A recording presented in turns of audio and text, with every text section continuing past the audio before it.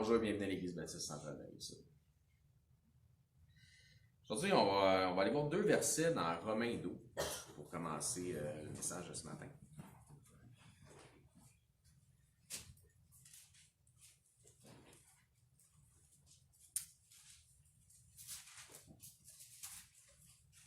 Romains au chapitre 12, on va lire le verset 17, et après ça, on va sauter au verset 21. Ça dit, Romains 12, 17, « Ne rendez à personne le mal pour le mal. Recherchez ce qui est bien devant tous les hommes. » Verset 21. Donc, la continuité de la pensée qui est là. « Ne te laisse pas vaincre par le mal, mais surmonte le mal par le bien. » Donc, ne rendez à personne le mal pour le mal, mais surmonte le mal par le bien. Demandez, s'il vous plaît, à Alexandre s'il va avoir un mot de prière, s'il vous plaît. Merci Seigneur pour ce temps qu'on a vécu. Amen. Amen. Merci, Alexandre. Donc, le message aujourd'hui s'intitule « Surmonter le mal ». C'est le titre de notre message. Mais parfois, il y a des situations qui peuvent nous prendre de court.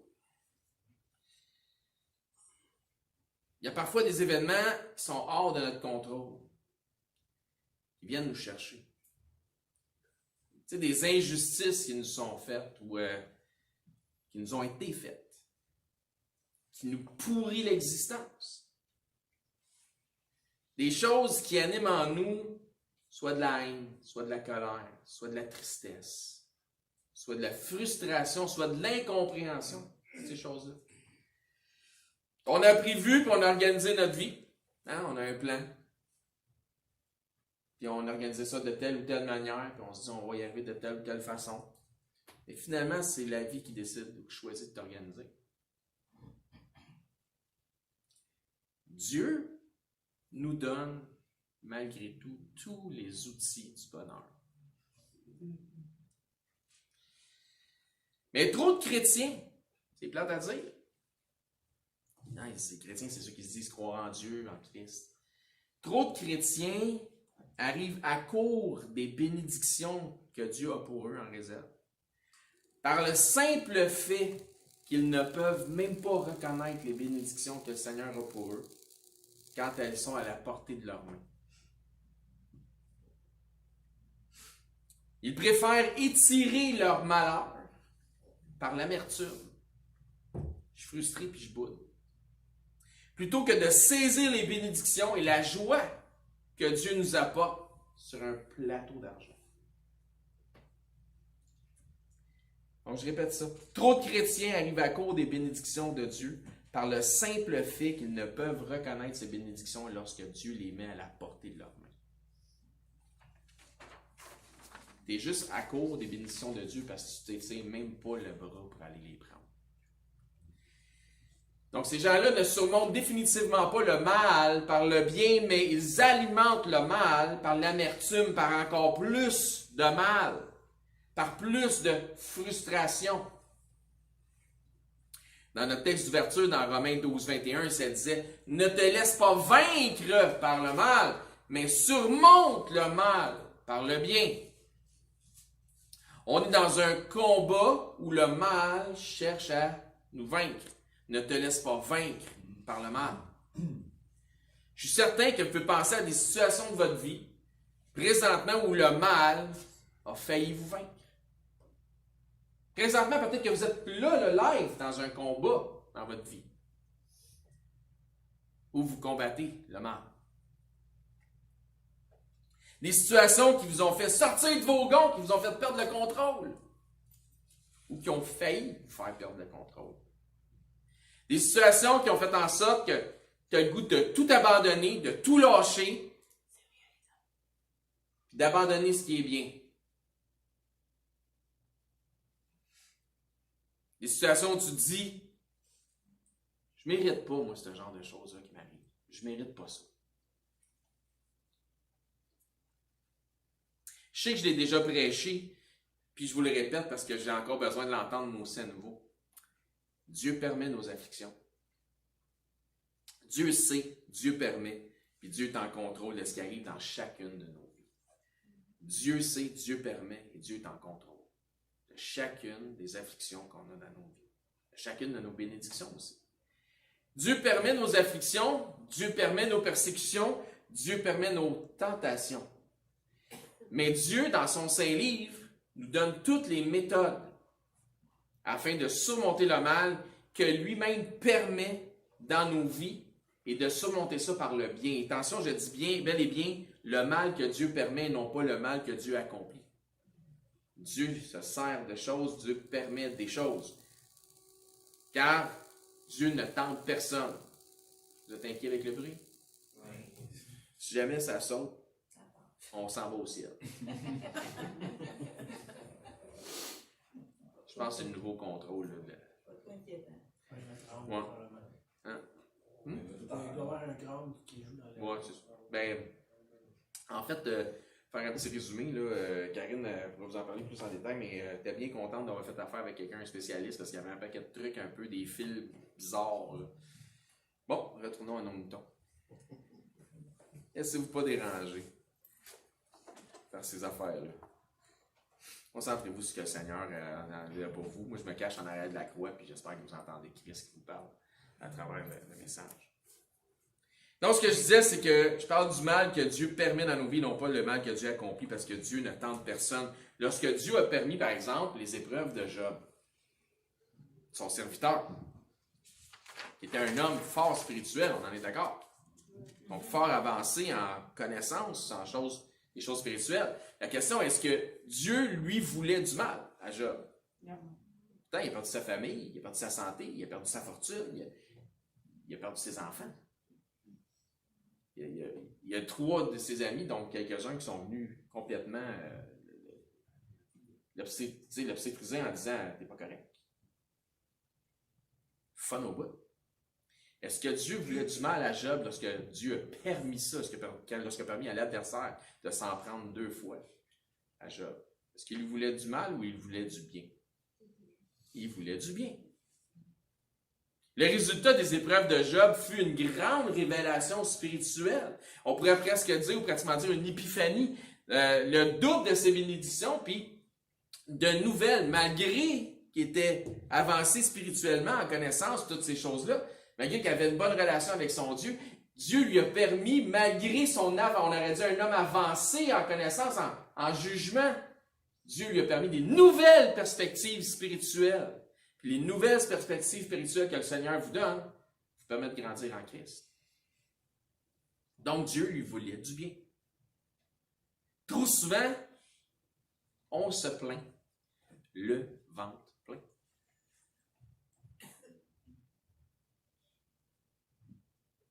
Il y a des choses que Dieu ne fera pas à notre place, mais on voudrait que ça soit facile. Des fois, on souhaiterait que Dieu nous délivre de nos situations comme par un coup de baguette magique. Quand en fait, Dieu souhaite notre perfectionnement, sa volonté est donc que nous nous en sortions de nous-mêmes. Oui, j'ai permis ça dans ta vie, puis je vais te laisser t'en sortir pour que tu apprennes quelque chose. Je suis là, je te regarde, je t'observe, je suis avec toi là-dedans. J'ai permis ça dans ta vie. Pour qu'on puisse en ressortir grandi de ces situations-là. Puis nous autres, on est là, chrétiens que nous sommes, on blâme Dieu pour nos persécutions. On ne comprend pas, puis on se dit, coudonc, j'ai-tu une malédiction sur moi? Non, tu as quelque chose à apprendre. Tu as une croissance à acquérir, tu as une perspective à percevoir. Dieu nous donne tous les outils spirituels pour nous en sortir. Je dis les outils, mais en fait, je devrais plutôt dire les armes spirituelles, puisqu'il s'agit d'un combat, comme ça nous dit dans notre texte d'ouverture, dans Romains 12, 21, ne te laisse pas vaincre par le mal. Mais surmonte le mal par le bien, donc ne te laisse pas vaincre, signifie qu'il y a un combat. Maintes et maintes fois, vous avez entendu dire ici, puis il y a un frère qui me rappelait ça dernièrement sur une conversation qu'on a eue, maintes et maintes fois, vous avez entendu dire ici que nous ne combattons pas contre quoi? Contre le sang et la chair, mais contre des esprits. Il faut comprendre que le contexte du passage ici nous révèle que nous combattons contre des esprits ce contexte-là en est un qui parle d'un combat spirituel contre des esprits, donc spirituels. Tout dans notre vie n'est pas nécessairement un combat spirituel. Je veux dire, si je suis dans une négociation d'affaires, ben, le combat, il n'est pas nécessairement spirituel. Là, c'est une question économique, de la business. Si j'ai un défi au travail, c'est pas nécessairement spirituel vis-à-vis tous ceux qui m'entourent ou peu importe ce qui se passe dans mon travail. Mais encore, le combat spirituel commence souvent à l'intérieur de nous-mêmes. Souvent, on va avoir à transiger avec notre propre esprit, nos propres raisonnements. Il est là le combat spirituel. On ne combat pas contre le sang et la chair. Regarde pas l'autre, regarde dans toi. Il est là le combat, premièrement. C'est pas contre quelqu'un d'autre, ou plutôt contre l'esprit d'un autre, mais plutôt contre notre propre esprit, souvent que le combat s'opère. Ou dans notre propre esprit. Nous devons premièrement assujettir notre esprit au Saint-Esprit de Dieu. Pensez-vous que si votre esprit était assujetti au Saint-Esprit de Dieu, vos pensées seraient les mêmes aujourd'hui? Ou seraient différentes, ou seraient à un autre niveau? Je dis ça parce qu'on arrive tous à court de ça. On se parle, on est en famille, on est capable de se dire les vraies choses. Il nous faut absolument agir selon ce que Dieu nous demande de faire, c'est-à-dire surmonter le mal par le bien. Et ce, peu importe la situation. Encore, faut-il être en mesure de bien identifier ce qui est mal? Des fois, on a de la misère à identifier ce qui est bien, on a de la misère à identifier ce qui est mal. On ne devrait pas. Pas si on est dans la chrétienté depuis un bout de temps. On devrait avoir la connaissance, la science, l'information de ce qui pouvoir faire la différence entre ce qui est bien et ce qui est mal. Quelle est donc la méthode biblique pour être en mesure de faire véritablement la différence entre ce qui est bien et ce qui est mal? Si vous êtes ici, comme je l'ai dit, depuis un bout de temps, vous devriez savoir, grâce à Dieu, puis je veux dire littéralement, grâce à Dieu, que nous pouvons connaître ce qui est bien et ce qui est mal. Puis je dis grâce à Dieu parce que ce qui est bien et ce qui est mal, c'est dans sa parole qu'on va retrouver la justice de ce qui est bien et ce qui est mal. Donc ça va nous dire voici ce qui est bien, voici ce qui est mal. On ne peut pas se fier sur le monde pour nous indiquer ce qui est bien ou ce qui est mal. Parce que ce monde a de plus en plus tendance à appeler ce qui est bien mal, puis ce qui est mal bien. On ne peut pas se fier sur nos politiciens. On ne peut pas se fier sur certains de nos dirigeants, car ils sont remplis de philosophie mondaine. On ne peut pas se fier aux postes des nouvelles. On ne peut pas se fier aux journalistes qui sont opiniâtres et confus. Mais nous devrions toujours pouvoir nous fier à ce que Dieu dit. Ce que Dieu appelait bien il y a des milliers d'années dans sa parole, devrait encore être bien de nos jours. Amen. Ouais. Et même chose pour ce qui est mal. Donc, vous le savez, j'en suis certain, que la méthode biblique afin de faire la différence entre ce qui est bien et ce qui est mal se trouve dans la maturité chrétienne. Car ça nous dit d'être des hommes faits et non des enfants en ce qui a trait à la connaissance du bien et du mal. Dans Hébreu, ça nous parle de ça. D'avoir un jugement exercé, ça veut dire quoi? Qu'il soit exercé à force d'utiliser notre jugement. Donc, à force d'utiliser quelque chose, c'est comme à force d'utiliser tes bras, c'est de l'exercice. À force d'utiliser notre jugement à discerner le bien et le mal. Nous devons donc avoir du discernement et un jugement au diapason avec qu'est-ce que Dieu dit. Ailleurs, ça nous dit que l'homme mature est versé dans ce qui est spirituel, donc selon ce que Dieu dit, donc selon ce que la parole de Dieu, est en mesure de juger de tout. L'immature risque de confondre entre ce qu'il approuve ou entre ce qu'il désapprouve comme étant ce qui est bien ou ce qui est mal. L'immature risque de confondre entre ce qu'il approuve ou désapprouve comme étant bien ou mal, parce que l'immature ou le charnel risque d'interpréter ses émotions comme étant la source de l'identification de ce qui est bien ou de ce qui est mal. Tes émotions n'ont rien à voir là-dedans. Qu'est-ce que Dieu dit? Certains, parmi des situations où leur ego aurait peut-être été froissé vis-à-vis un frère, vis-à-vis une soeur, mais par une saine intervention. Donc, l'émotion de l'immature va faire en sorte que « Ah, ça, c'est pas correct, ça, c'est pas bien. » Non, c'est bien. C'est juste que tu n'as pas la sagesse de l'accepter. C'est pas ton émotion qui identifie ce qui est bien ou ce qui est mal. C'est ce que Dieu dit. Donc, est-ce que quelque chose est mal parce que notre ego est froissé ou si quelque chose est mal parce que Dieu le déclare mal? Et vice-versa. La réponse est évidente. Ainsi, c'est la même chose pour ce qui est bien. Et comme je l'ai dit, trop d'enfants du Seigneur combattent le mal par le mal. Trop d'enfants du Seigneur combattent le mal par le mal. Ils ajoutent du négatif au négatif, quand en fait nous savons que deux négatifs additionnés ensemble ne donneront jamais rien de positif.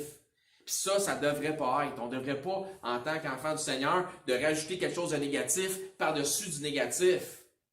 On devrait combattre le bien. Le contraire. On devrait combattre le mal par le bien. C'est facile à mélanger. On devrait combattre le mal par le bien. Dans 1 Thessaloniciens 5,22, rapidement, ça nous dit là, abstenez-vous de toute espèce de mal. Abstenez-vous de toute espèce de mal. Nous devrions nous abstenir des comportements malsains. Toute espèce de mal, le mal que l'on regarde, le mal que l'on dit, le mal que l'on écoute, le mal que l'on pense, le mal que l'on fait. Abstenez-vous de toute apparence de mal.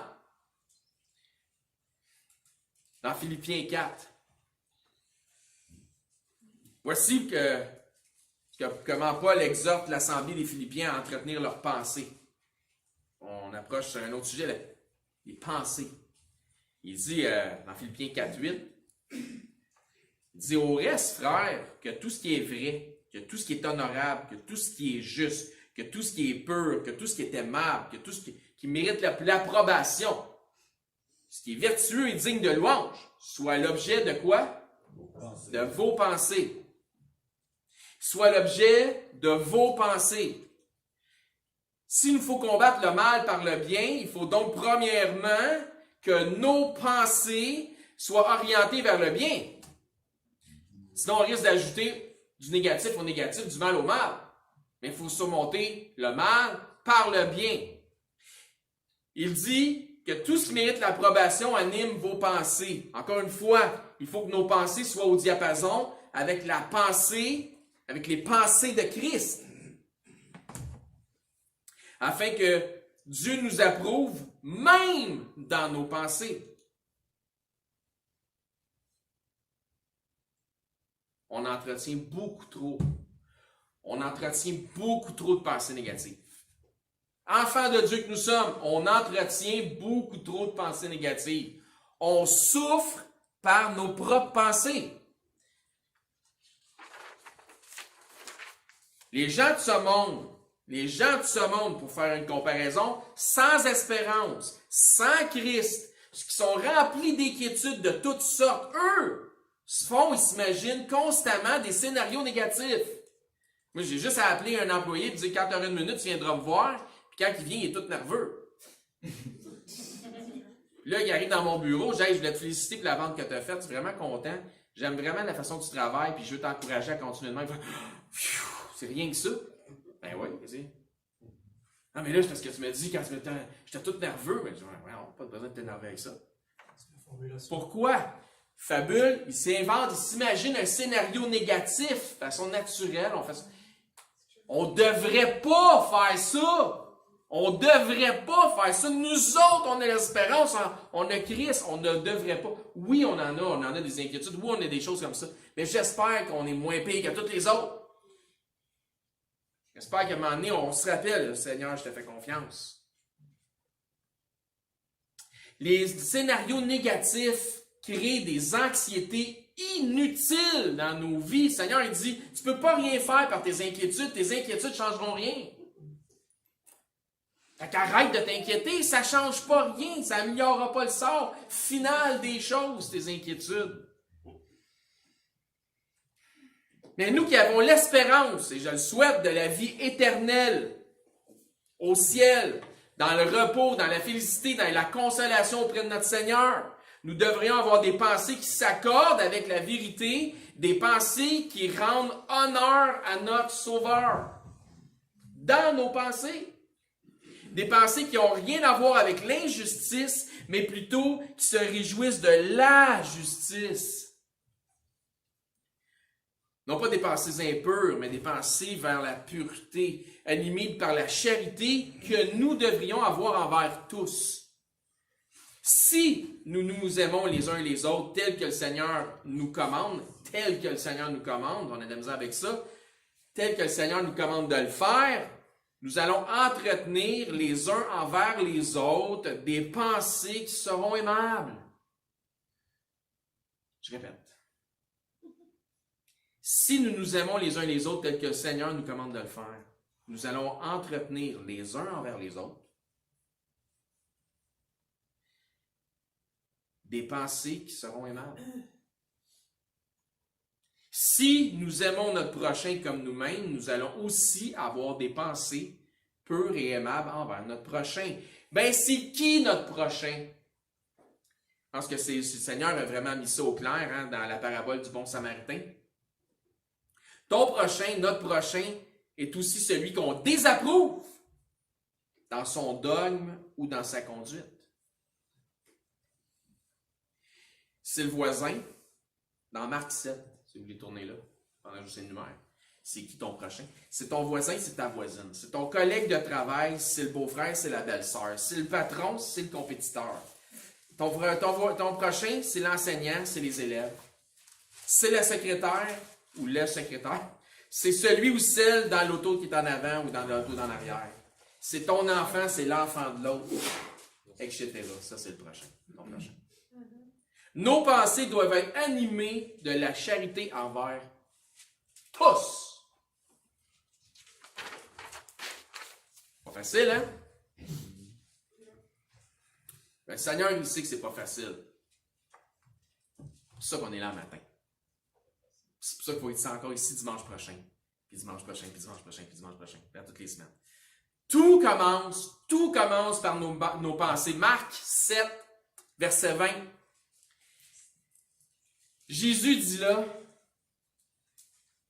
ce qui sort de l'homme, c'est ce qui souille l'homme. Verset 21. Car c'est du dedans, c'est du cœur des hommes que sortent les quoi? Les mauvaises pensées. Donc, en voici une liste. Les adultères, les impudicités, les meurtres, les viols, les cupidités, les méchancetés, les fraudes, les dérèglements, les regards envieux, la calomnie, l'orgueil, la folie. Toutes ces choses mauvaises sortent du dedans, donc des pensées de l'homme, et c'est ce qui souille l'homme. Ce qui le rend impur. Donc, ce qui anime notre être, ce sont nos pensées. Tout commence par notre manière de penser. Ce qui est bon, comme ce qui est mauvais, est généré par nos pensées. Nous avons le pouvoir ténébreux, sombre, de projeter le mal par nos pensées. Nous avons aussi, par la grâce de Dieu, par le pouvoir, par Jésus-Christ, de projeter ce qui est bien et ce qui est lumineux par nos pensées. Donc, on a le pouvoir ténébreux de projeter le mal par nos pensées, mais par la grâce de Dieu, on a le pouvoir, par Jésus-Christ, de projeter ce qui est bien et ce qui est lumineux par nos pensées. Combattons le mal par le bien. Amen. Par le bien. Nos pensées devraient être le résultat de notre alimentation spirituelle. Nos pensées devraient être le résultat de notre alimentation spirituelle. L'homme ne se nourrira pas de pain seulement, mais de toute parole qui sort de la bouche de Dieu. Dis-moi ce que tu manges, m'a dit ce que tu penses. Dans le sens, il y a dis-moi avec quoi tu nourris ton esprit. TVA, Journal de Montréal, Radio-Canada, toutes les cochonneries, le smut, la junk que tu as sur Internet. L'homme ne se nourrira pas de pain seulement, mais de toute parole qui sort de la bouche de Dieu. Toute parole, comme dans « je vais m'efforcer au moins une fois avant que je quitte ce monde, dans ma vie terrestre, de lire toute la parole de Dieu, de toute parole qui sort de la bouche de Dieu. » Nos pensées sont le fruit de ce qui les alimente. Comment tu nourris ton cerveau? Comment tu nourris tes pensées? Pourquoi maintenant? Pourquoi mettre autant d'emphase sur la pensée? Pourquoi, Samuel? Dans la pensée. Oui, c'est ça. Parce que le message s'intitule « Surmonter le mal ». Ça nous dit de surmonter le mal par le bien. Et quand survient le mal, ou quand le mal nous atteint, la tendance naturelle serait d'avoir quoi? Des pensées qui s'accordent avec ce mal. Et c'est pourquoi je mets autant d'emphase sur la pensée. Si donc nous devons surmonter le mal par le bien, le combat va nécessairement commencer premièrement, où ça?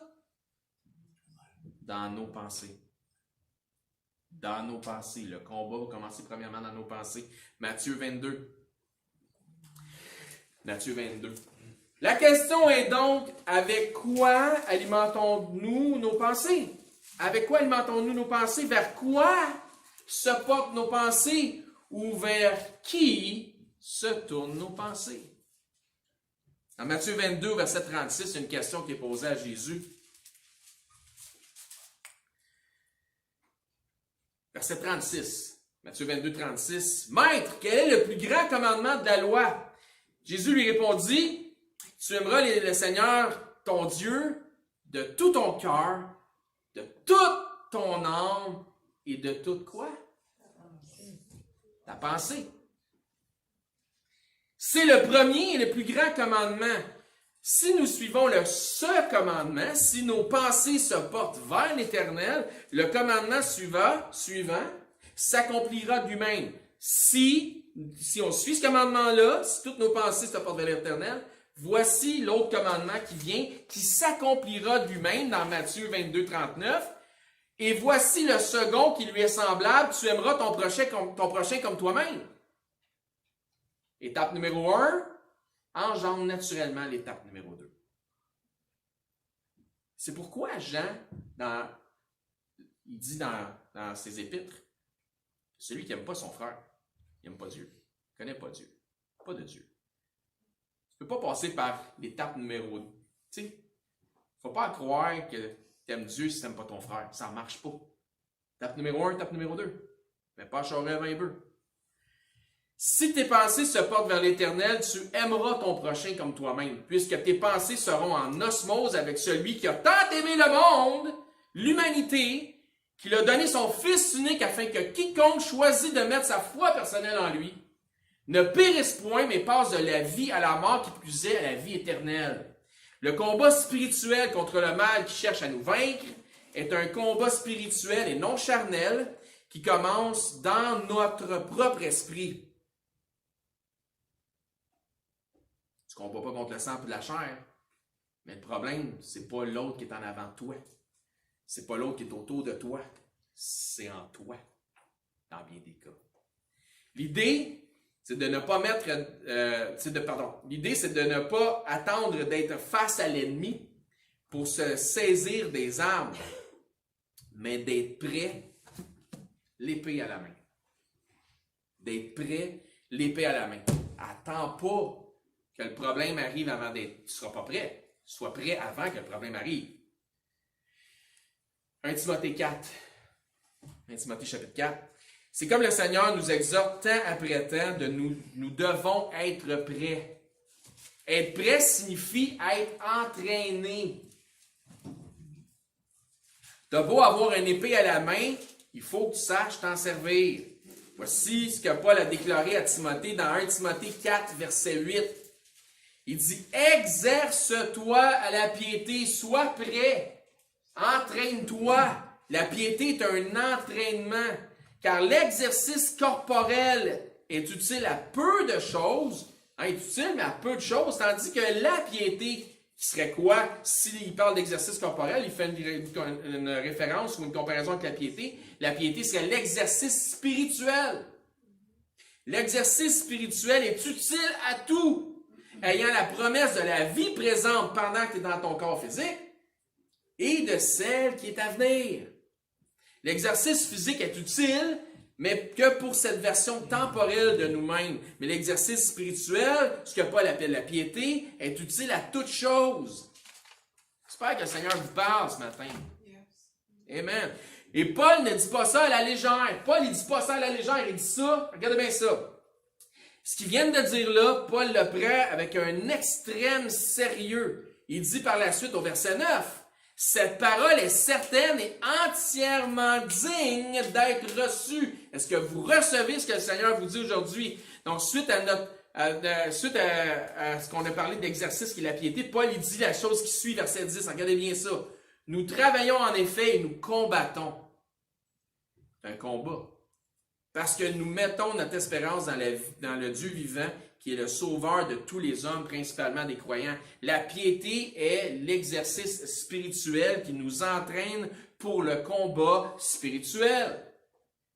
Notre passage d'ouverture dans Romains 12, 17 disait « Ne rendez à personne le mal pour le mal », donc pas de vengeance, recherchez ce qui est bien devant tous les hommes. Car le Dieu vivant dans lequel nous mettons notre espérance est le sauveur de tous les hommes, puisque sa volonté est que tous les hommes viennent à la repentance et qu'ils soient tous sauvés. Ainsi, il est donc le sauveur de tous les hommes par sa volonté, mais principalement des croyants, car c'est par le moyen de la foi en l'évangile de son Fils que nous pouvons être sauvés. Puis si vous n'avez jamais confessé Christ comme votre Seigneur et Sauveur, aujourd'hui c'est le jour du salut. Dans Romains 12, 21, toujours le passage d'ouverture, qui était l'autre verset qu'on a vu, ça dit « Ne te laisse pas vaincre par le mal, mais surmonte le mal par le bien. » Le croyant, le chrétien, celui ou celle qui est supposé avoir revêtu Christ, celui ou celle qui est maintenant à l'image du Fils, se doit absolument de surmonter le mal par le bien et non pas d'être surmonté par le mal ou de succomber au mal. Est-ce que ça fait du sens? Pourquoi? Parce que c'est exactement ce que Christ a fait pour nous tous. On a revêtu Christ, on est à l'image de Christ, c'est ça que Christ a fait pour nous autres. Il a surmonté le mal par le bien. Dans Luc 23. Vous vous souvenez, quand Christ est crucifié, il y a deux malfaiteurs à chaque côté. Puis là, il y a un petit talk, il y a une conversation. L'un des malfaiteurs, verset 39, crucifié l'injuriait, disant « Hey, t'es pas le Christ? Sauve-toi toi-même, puis sauve-nous! » Mais l'autre le reprenait et disait « Ne crains-tu pas Dieu, toi qui subis la même condamnation? Pour nous, c'est justice, car nous recevons ce qu'ont mérité nos crimes. Mais celui-ci n'a rien fait de mal. » N'a rien fait de mal. Jésus était innocent. Il a été traité comme un coupable pour les coupables. Il n'a pas refusé de souffrir la mort de la croix. Il a surmonté et combattu le mal par le bien. Et il en est sorti victorieux. Il a donc vaincu le mal et vaincu le malin. Dans Romains 7. Question. Est-ce que c'est facile de surmonter le mal par le bien? Non. C'est absolument pas facile.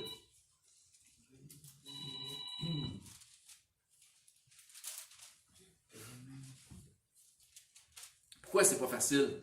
Parce que c'est contre-intuitif de tendre l'autre joue. Pourquoi est-ce que c'est difficile? À cause de notre nature charnelle. À cause de notre nature charnelle. C'est comme Paul l'a dit dans Romains, parlant de sa propre personne et sympathisant avec ses frères et sœurs en Christ. Il l'a dit dans Romains 7, au verset 18, il leur dit « Ce qui est bon, je le sais, n'habite pas en moi. » C'est-à-dire dans ma chair. J'ai la volonté, mais je n'ai pas le pouvoir de faire le bien. Car je ne fais pas le bien que je veux, mais je fais le mal que je ne veux pas. Verset 19. Puis attention, hein, il n'est pas en train de dire qu'il est irresponsable de ses actes. Il reste responsable de ses actes. Il donne donc une solution dans le chapitre suivant en disant, dans le chapitre 8, en disant de ne pas s'affectionner aux choses de la chair, mais à celles de l'esprit. Ensuite, au retour au chapitre 12, le chapitre de notre texte d'ouverture, il dit « Ayez le mal en horreur, attachez-vous fortement au bien. » Ça, c'est la deuxième partie du verset 9, si vous regardez. « Ayez le mal en horreur, attachez-vous fortement au bien. » Ensuite, nous voyons nos passages d'ouverture arriver. Romains 12, 17. « Ne rendez à personne le mal pour le mal, recherchez ce qui est bien envers tous les hommes. » Verset 21. « Ne te laisse pas vaincre par le mal, mais surmonte le mal par le bien. » Il termine donc en confirmant les paroles du Christ que nous avons vues dans ce message. Chapitre 13, verset 10. « L'amour ne fait point de mal au prochain. L'amour est donc l'accomplissement de la loi. Autrement dit, tu aimeras ton prochain comme toi-même. » Surmonter le mal par le bien ne veut pas dire d'être naïf. Pas être un sans-dessin, là. Au contraire, ça nous propose d'être avisés et avertis. D'avoir une bonne connaissance des attentes de ce que Dieu dit. Et de voir les autres tels que Dieu les voit. De voir les autres tels que Dieu les voit. Aime ton prochain comme toi-même. Puis comment Dieu les voit? Avec compassion. Je termine là-dessus. Ainsi donc, prenons toutes les armes de Dieu, particulièrement l'épée de la vérité, qui est la parole de Dieu, la Bible, afin de combattre le mal et de vaincre celui-ci en surmontant le mal par le bien que Dieu approuve. Par le bien que Dieu approuve. Des fois, on peut faire quelque chose en pensant que c'est bien, mais Dieu désapprouve. Faites attention, soyez alerte. Peut-être que, tu sais, on peut être gentil envers quelqu'un, puis avoir une communion avec quelqu'un en se disant, ben, c'est mon prochain, c'est ma prochaine, mais Dieu dit clairement, je veux pas que tu aies de relation avec cette personne-là. Tiens-toi loin de ce genre de personne-là. Donc, faites attention à faire la différence entre ce que Dieu approuve et ce que Dieu désapprouve. C'est pas vos émotions, c'est pas nos feelings qui devraient gérer ce qui est bien et ce qui est mal, c'est ce que Dieu dit. En terminant, est-ce qu'il y a un combat que vous vivez présentement? Est-ce qu'il y a une injustice qui se passe dans votre vie? Dieu sait, Dieu permet, puis Dieu est en contrôle. Nos inquiétudes ne contrôlent rien, mais Dieu est en contrôle. Avez-vous l'esprit de Christ en vous? Celui qui a cherché à combattre le mal par le bien jusqu'à aller sur la croix parce que lui, il n'avait rien fait de mal. Combattez-vous dans la chair ou par l'esprit? Êtes-vous géré par ce que vos émotions approuvent ou désapprouvent, ou vraiment c'est parce que Dieu approuve, parce que Dieu désapprouve? Maintenant, soyez ici dans l'Assemblée ou si que vous écoutez en rediffusion, avez-vous mis toute votre confiance en celui qui a surmonté tout le mal que vous avez déjà fait dans votre vie, puis ce que vous allez faire au futur par son sacrifice? Celui qui a donné sa vie sur la croix, qui est le même qui est ressuscité, Jésus-Christ. Avez-vous fait confiance à Christ? Avez-vous fait de Christ votre Seigneur et le Sauveur de votre vie? Si vous n'avez pas fait ça, vous n'êtes pas trop sûr de qu'est-ce qu'il y en a, puis vous comprenez que vous avez besoin de ça. Et nous allons vous expliquer la simplicité de la chose. Merci d'avoir été attentif. Je vais demander à Dominique d'avoir mon prière.